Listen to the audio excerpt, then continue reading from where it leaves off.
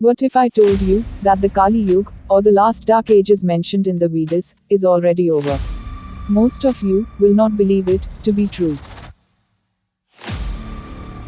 But there are books written by yogis that mentioned it.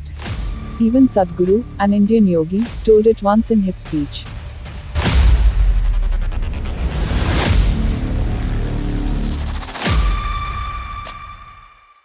Let us start with the scientific basis of the cycle of yugas. According to Sri Yukteswas, our sun has a dual, or a binary companion. The sun and its dual rotates around each other, and also around the center of the galaxy.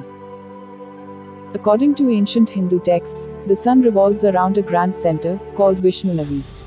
It is also the seat of Lord Brahma, the universal magnetism.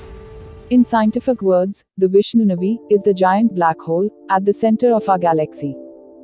This Brahma, or the universal magnetism, emits subtle vibrations that have relations with our inner consciousness. Even our solar system, and all its inhabitants, are profoundly affected by subtle vibrations emanating from the grand center. It is this influence that is responsible for both inner and outer development of mankind. When the sun, during its revolution with its dual, comes to a place nearest to the vibrations of the grand center, or the seat of Brahma, then dharma becomes so developed that mankind can easily comprehend everything, even the dimensions beyond our visible world. The last time the celestial event occurred was during 11,500 BC. At this time, our solar system, along with our planet, was at the point nearest to Brahma, and mankind was at the peak of development. This period is called the Satya Yuga.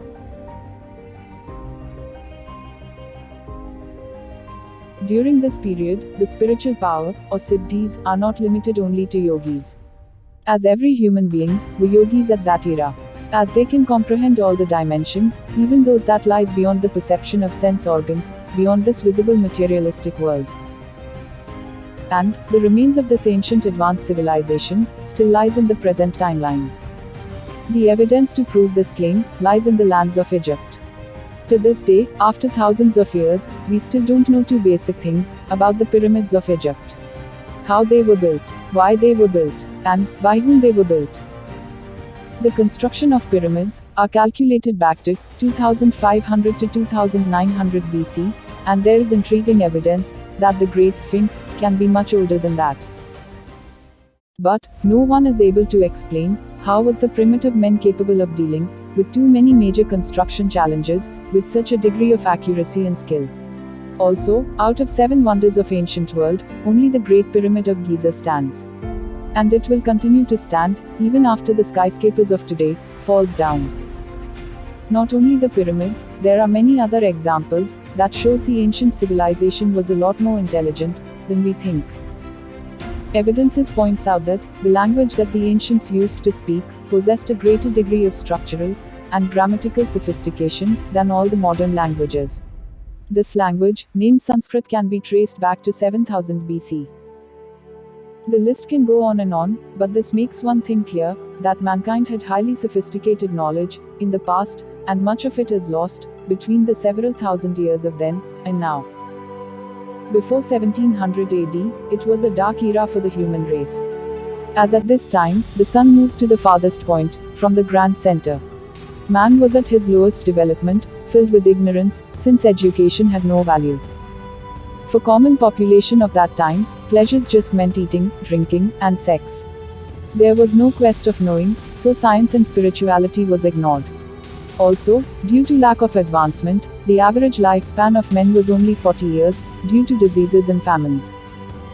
Even, girls were married off when they were just a child, and they bore babies at their teens.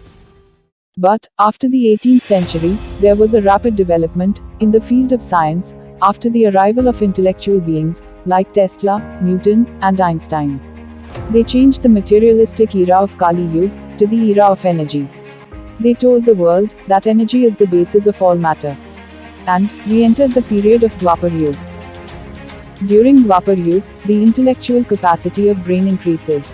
At this period, science understands about the matter and energy of the physical dimension, and begins to use them for mankind's benefits. Men slowly knows about the existence of dimensions other than the materialistic world. But it is not until the Treta Yuga he can connect to that world. The modern string theory, one of the leading physics model, suggests that the universe operates with 10 dimensions. But science is yet to discover them. Though they have the whole years of Dwapar Yuga left for it, don't they?